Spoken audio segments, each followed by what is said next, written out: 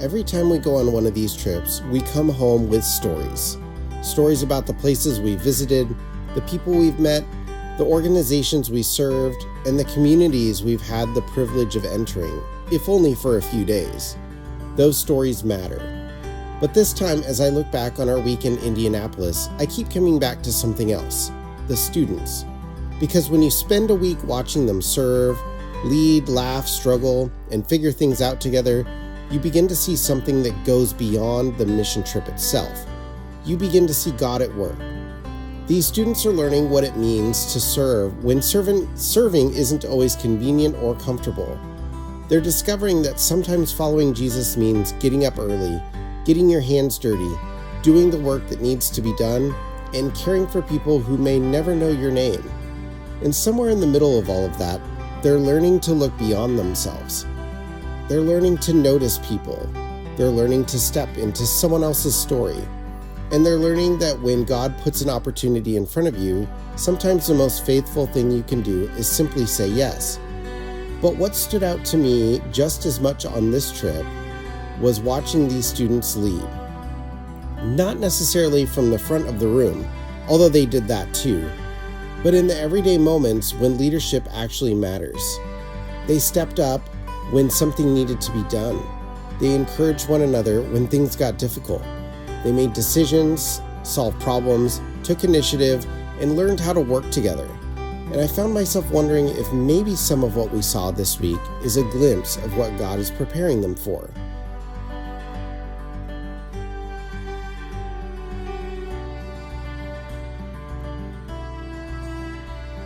We hear a lot about this generation.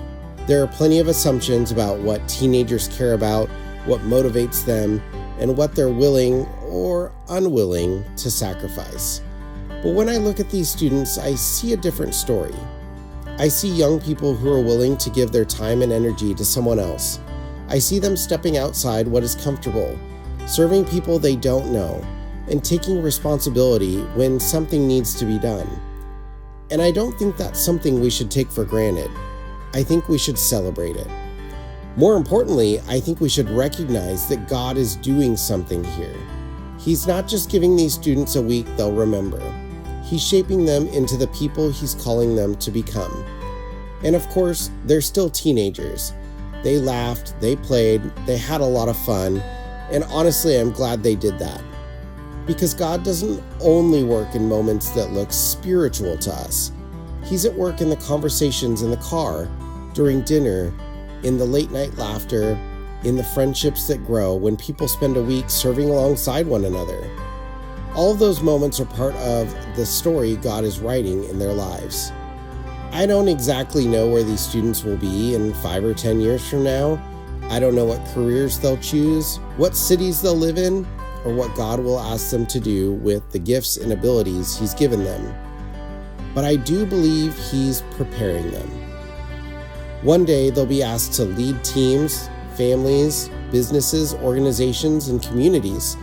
Some might lead churches. Others will find themselves in places and situations they can't imagine today.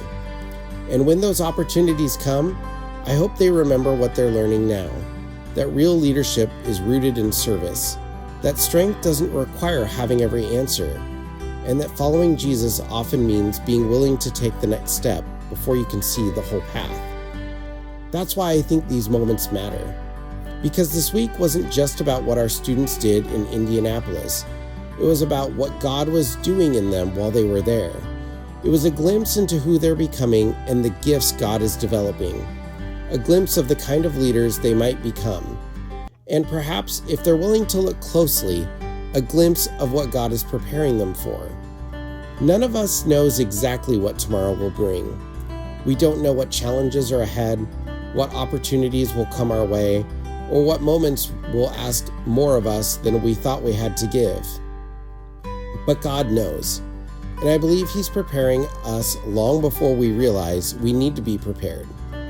So as I watched these students this week, I found myself thinking about the future and where God might take them, what He might ask of them, and what will happen when the moment comes for them to step into whatever He's been preparing them for. I don't know the answer to those questions yet, but I'm excited to find out. Because if this week is any indication, God is already at work in these students, and He's not finished with them yet. Not even close. We were made differently, but we were made for this together. Hi, my name is Maddie, and whenever it's time to share how many mission trips I've been on, I don't quite know what to say. My first trip was to Savannah, Georgia, but I only made it through about 24 hours, and it wasn't even the service part. I was glad that my parents and sister were there for the sightseeing portion of the trip, because when my mom got the call that my grandpa had passed away, we were all in the same place, and I was able to make the decision that it would be best if I went home with them and my brother continued on the trip. I've been on 2 trips since. So the question is, have I been on 2 or 3? I'm not really sure, but I'm glad I've had the opportunity to serve in the new communities in the past 2 trips since and make it past the 24-hour mark. The theme for this year's trip to Indianapolis was made for this, and it stretched me. Basically, that every person was made in the image of God and to reflect Jesus by serving others. Before this trip, I really wasn't sure what I was made for. It can be easy to see what other people are made for, but it's harder to see it in yourself. I know my gift is encouragement, and I know it's important, but I still question if it's really making an impact. I feel like the people on the trip could be doing the same work and achieving the same goal without me. Does my gift really impact others that much? Our morning devos forced me to think about hard questions I usually try to avoid. Coming back from a mission trip, you don't fully figure out everything about yourself and Jesus, but it brings you one step closer to understanding that you are His child and embracing what He made you for. The memory I keep coming back to is the foot washing. It really sums up the whole week in a way, because when the youth leaders are praying over you, you realize how much your work has impacted them and how the people you're inspired by are inspired by you. It's easier to focus on my shortcomings because I know I'm not perfect, and I often reflect on what I did wrong instead of my successes. When I hear my youth leaders' prayers, it makes me rethink my value and realize that my gifts do matter. Something that made this trip very different from the last one I went on was that my little sister Peyton was there. With my sister there, I know her, and I feel like I can get on her more and boss her around more than I would other people around me. My sister and I have very different personalities. Oftentimes, the things I think are a big deal, she doesn't, and vice versa.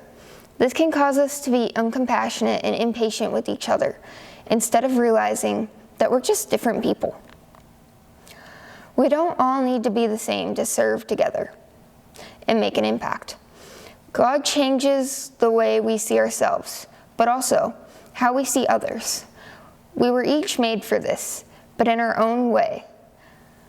We were made for this differently. We were made differently, but we were made for this together.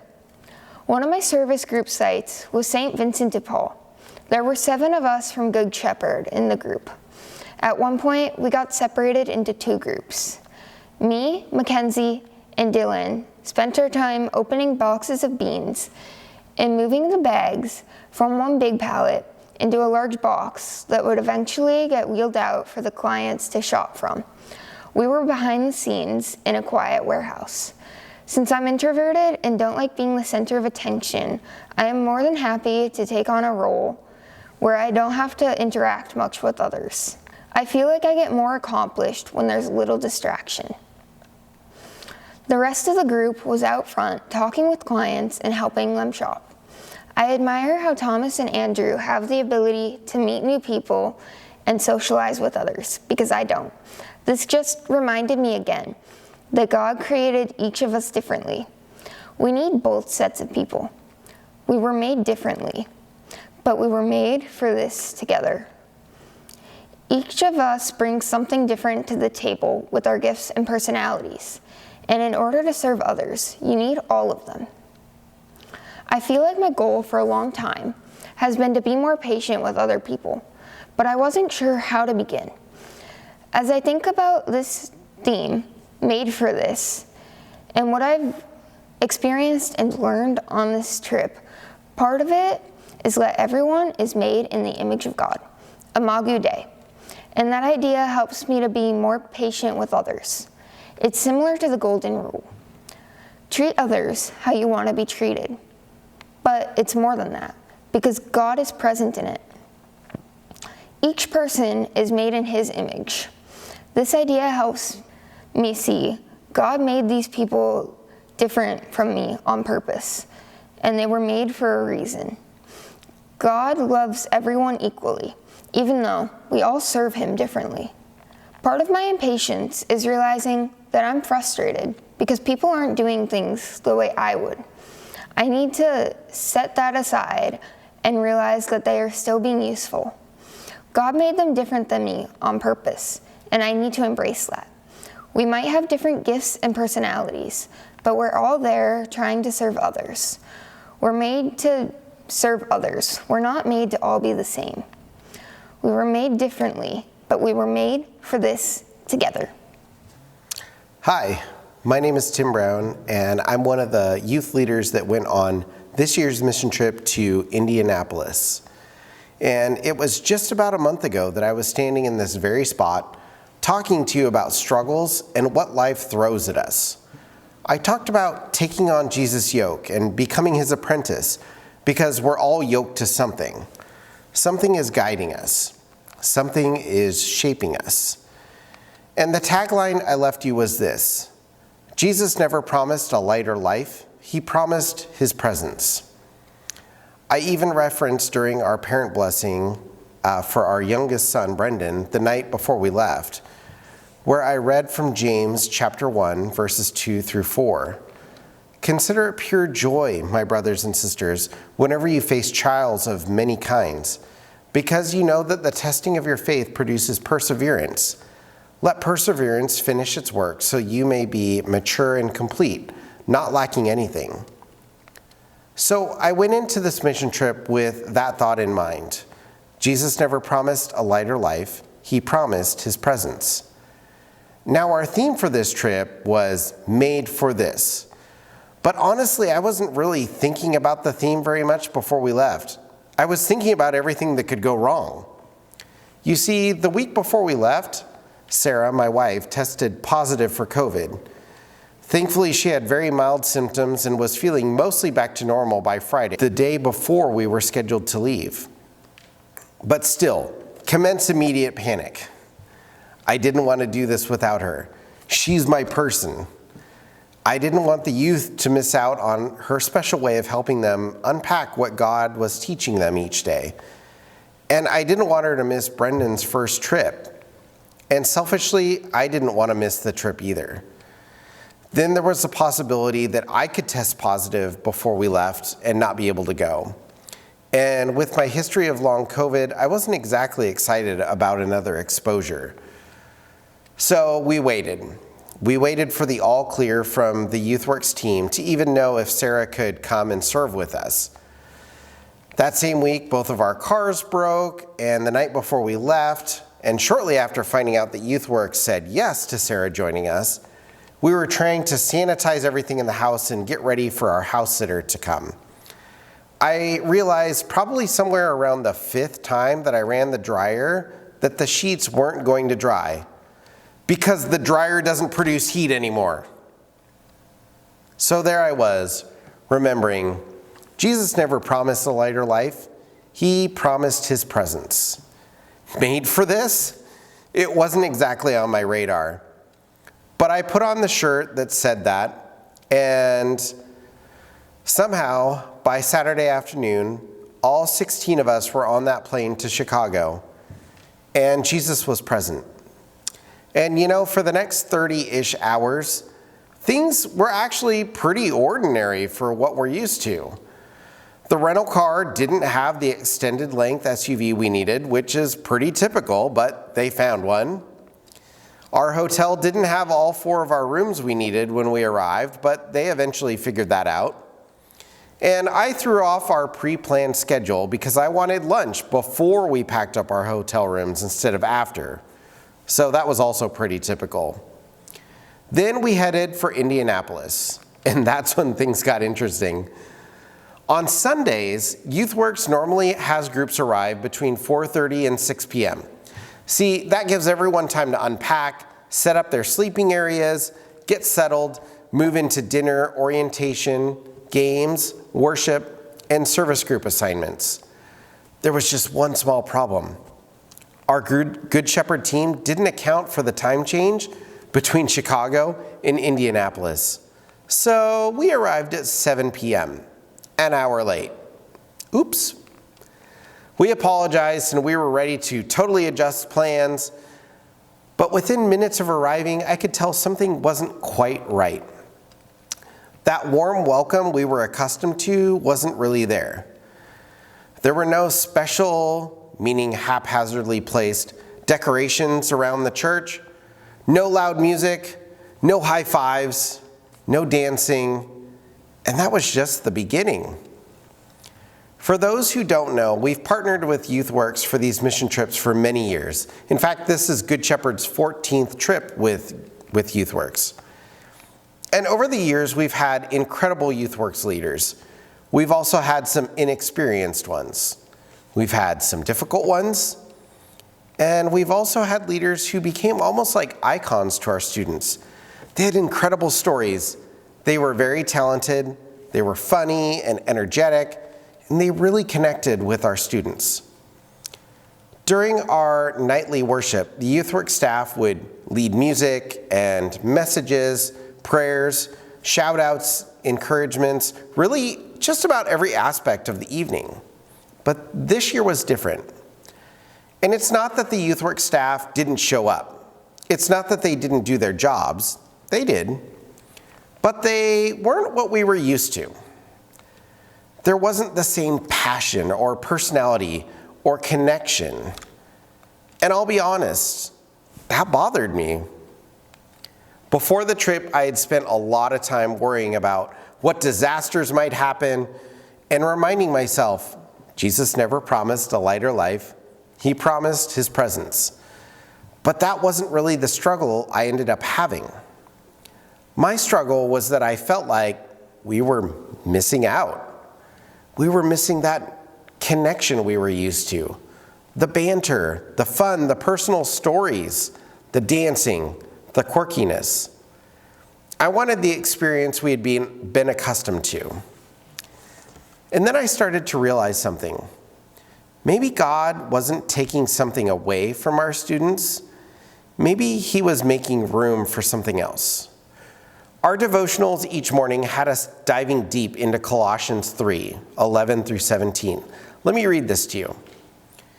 Here, there is no Gentile or Jew, circumcised or uncircumcised, barbarian, Scythian, slave or free, but Christ is all and is in all. Therefore, as God's chosen people, holy and dearly loved, clothe yourselves with compassion, kindness, humility, gentleness, and patience. Bear with one another and forgive one another. If any of you has a grievance against someone, forgive as the Lord forgave you. And over all these virtues, put on love, which binds them all together in perfect unity. Let the peace of Christ rule in your hearts, since as members of one body, you were called to peace. And be thankful. Let the message of Christ dwell among you richly as you teach and admonish one another with all wisdom through psalms, hymns, and songs from the Spirit, singing to God with gratitude in your hearts. And whatever you do, whether in word or deed, do it all in the name of the Lord Jesus, giving thanks to God the Father through him. Now, backing up to verse 11, it's like High School Musical. He's saying, we're all in this together. We're different, but those differences don't determine our worth. And knowing we belong to God, we're his chosen people, dearly loved. We're chosen. The definition means selected, preferred, or favored. In Greek, it's the word eklektos, which means picked out. Now, if you're the grocery shopper in the family, maybe you'll relate to this. Choosing produce is a task, right? Well, I'm often at the store looking for avocados. Yes, let's talk avocados for a second. I'm a geriatric millennial, and people think I spend too much money on avocados. But when you go to pick out an avocado, there's a sweet spot. Am I right? You don't want a hard avocado. You'll have to wait to use it. And you don't want a super mushy avocado. It's too far gone. You want one that's got a little bit of give, but not too much. So I pick my avocados. But none of us really think about the avocados that don't get chosen. However, did you know avocados don't ripen on the tree? They ripen after they've been chosen. Think about that. Sometimes we look at ourselves and think we're the avocados nobody would choose. Too hard, too far gone, not good enough. But that's not how God sees us. Before we ever did anything to be chosen, He chose us.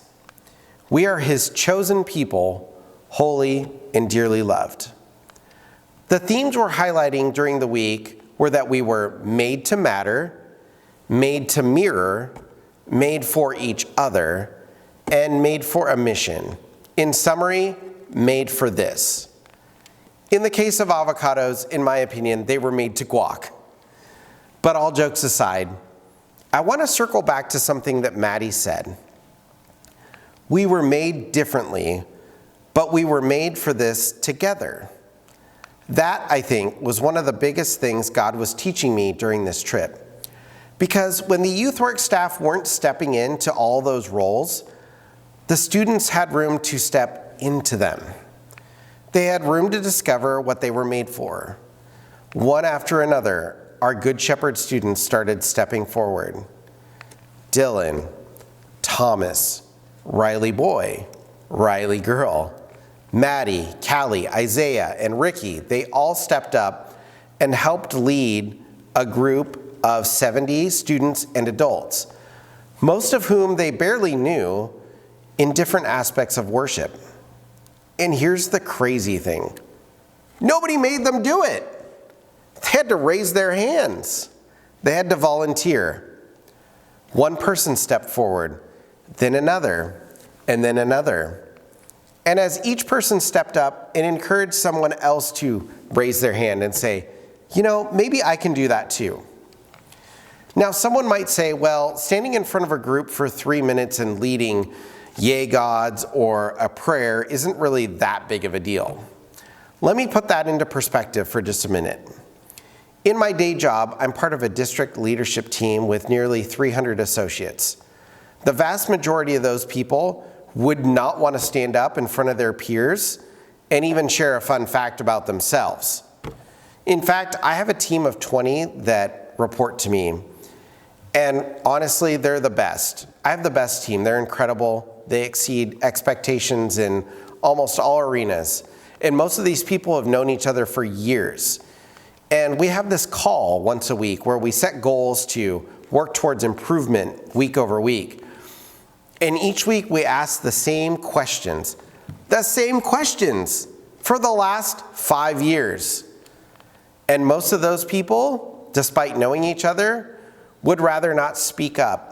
They'd rather type their opinions and answers into a chat box than actually speak in front of the group. Maybe that's a reflection on them, or maybe it's a reflection on my leadership. I'm not here to debate that. What I'm here to highlight is that our students chose to lead discussion in front of a group 3 times that size, filled with people they only met a day or 2 earlier, with no hesitation. They were made for this. We saw students mentor each other through struggles rather than waiting for an adult leader to step in and coach them through the situation. They were made for this. We saw students who struggle with hectic environments recognize their own boundaries and do what they needed to do to care for themselves. They were made for this. We saw students push through really hot, humid conditions, and hard outdoor work without complaining, serving others with a cheerful heart.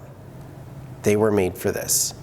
We saw a student willing to be flexible and switch their service site at the last minute to take care of one of their other fellow students. They were made for this. We saw a brother wanting to wash his sister's feet. We saw students wanting to pray for one another. We saw students comfort each other when emotions became overwhelming during foot washing. They were made for this. And here's what I learned. Being made for this doesn't mean that we're all made for the same thing. Dylan wasn't made for the same thing that Maddie was made for. Ricky wasn't made for exactly what Isaiah was made for. And God didn't need them to become someone else. He had already made them exactly as He intended, with different gifts, personalities, different strengths and weaknesses, different stories to tell. But together, they were made for this. And maybe that's part of what God was showing me through a youth work staff that wasn't what we were used to. I went into this trip worried Jesus was going to ask us to endure something difficult. Instead, He showed me that sometimes the thing we think is missing is actually the very thing that makes room for someone else to step forward. Sometimes God's presence doesn't look like Him making our circumstances easier. Sometimes His presence looks like Him using circumstances we wish were different to reveal what He's already placed inside of us. In previous years, when adults stepped forward, students stepped back. This year, when adults stepped back, the students, our students, your students, stepped forward.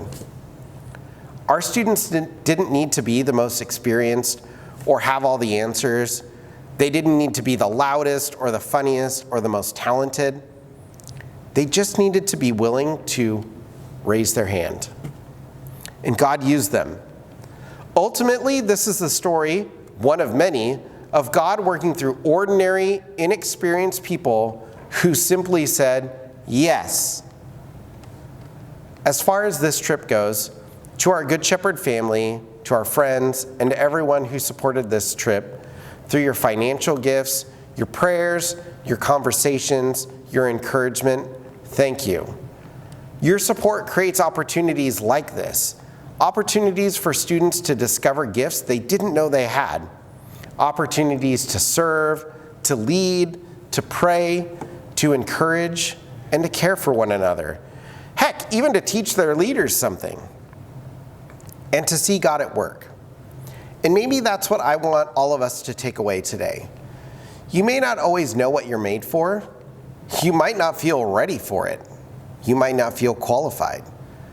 You may not even feel like you have much to offer. But God has made you uniquely, and He has placed you exactly where you are for a reason. So here's the question. Where is God asking you to raise your hand? Maybe it's serving somewhere you've never served before.